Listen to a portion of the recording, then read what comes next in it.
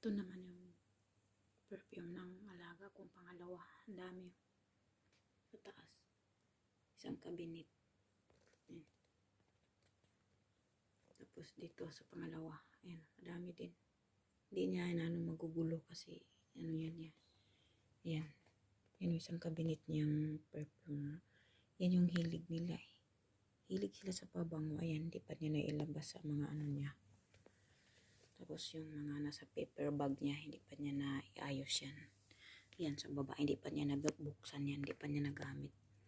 Nasa baba yan, ang dami pa yan mga nakakarton. Yan, bagong pinamili niya yan. Yan yung mga pabango ng alaga ko. Ito yung pinakamaraming pabango yung alaga ko. Sobrang hilig sa pabango yan eh.